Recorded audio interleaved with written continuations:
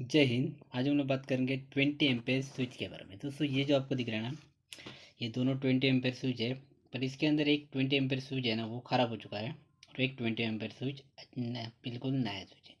तो दोस्तों ये जो नॉर्मल आपको स्विच दिख रहा है ना, आप कैसे पहचान सकते हैं स्विच ख़राब हो गया? मतलब स्विच जो हमारा रहता है नॉर्मल बेसिक जो स्विच रहेगा, वो किस तरह से ख़राब हो सकता है दोस्तों। तो सबसे पहले बात करेंगे, ये जो आपको नॉर्मल स्विच दिख रहा है, ये देखिए, ये जो आपको नॉर्मल स्विच दिख रहा है ना, ये नॉर्मल हमारा ये स्विच अच्छा है। देख सकते हैं यहाँ पे 20 एम्पेयर का स्विच का जो मार्क रहता है ना, यहाँ पे आपको दिखाई देगा 20 एम्पेयर स्विच का जो नॉर्मल बेसिक मार्क रहता है। ये देखिए, यहाँ पे रेड कलर का मार्क रहेगा, वो 20 एम्पेयर का स्विच रहता है और यहाँ पे इंडिकेटर रहता है। तो ये जो है ना, ये स्विच अच्छा है। ये देखिए, आप देख सकते हैं स्विच, यहाँ पे इंडिकेटर रहता है, पर इंडिकेटर को अभी निकाल के रखा है।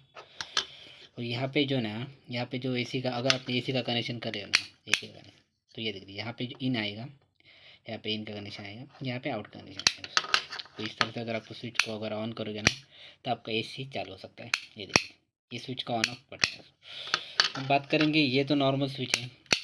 अभी कैसे पता चलेंगे अगर स्विच ख़राब हो गया तो स्विच को अगर चेंज करना होता है? तो दोस्तों ये जो है ना, ये तो न्यू स्विच है। और ये जो आपको दिख रहा है, ये नॉर्मल दूसरा स्विच है दोस्तों। ये भी सेम रोमा कंपनी का है।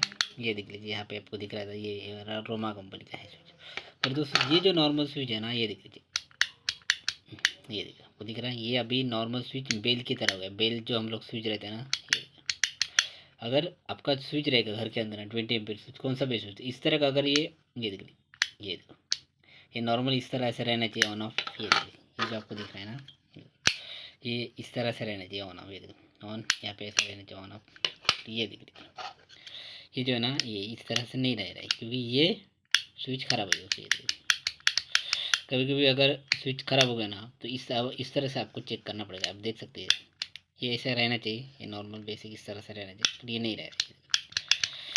तो ये तो 20 एम्पीयर का स्विच रहता है दोस्तों ना, ये देखिए इस तरह रहता है। ये बहुत आई थिंक वो 1-2 साल हो गया होगा इसको, तभी ख़राब हो। इतना जल्दी स्विच ख़राब होता नहीं, क्योंकि इसका नॉर्मल स्विच हम लोग इसको ऑन ही करता है।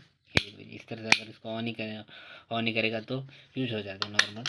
पर ज़्यादा से ज़्यादा स्विच जो रहता है बहुत ही रेयर, कम ख़राब होता है दोस्तों। तो अगर आपके घर के अंदर कौन सा भी स्विच इस तरह से अगर प्रॉब्लम कर रहा है ना, इस तरह, तो आप उसको चेंज करना पड़ेगा। इसको आपको चेंज कर दे, क्योंकि प्रॉब्लम हो सकता है, कभी शॉर्ट हो सकता है, कुछ भी हो सकता है। तो मुझे ऐसा लगता है आपको चेंज करना पड़ेगा।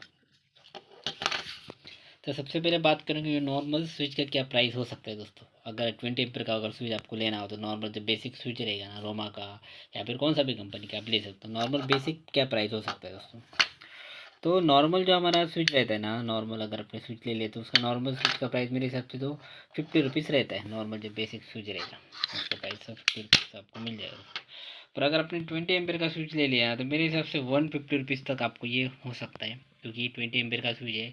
150 मैंने नॉर्मल जो नॉर्मल जो बेसिक प्राइस मैंने बोल दिया, क्योंकि इससे कम भी हो सकता है, इससे ज़्यादा भी हो सकता है। तो नॉर्मल जो 100 के ऊपर ही रहेगा 20 एम्पेयर स्विच। अगर आपने एंकर का प्रोडक्ट लिया तो एक्सपेंसिव हो सकता है।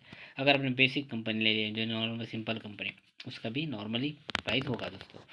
तो दोस्तों अगर आपको इसको लेना है, इसको डेफिनेटली परचेज कर सकते। ये जो 20 एम्पेयर का स्विच रहता है ना, हम लोग ज़्यादा से ज़्यादा एसी के लिए यूज करते हैं या फिर गीज़र के लिए यूज करते हैं। गीज़र का जो प्लेन नॉर्मल पॉइंट रहता है ना, गीज़र के लिए भी यूज करते थे।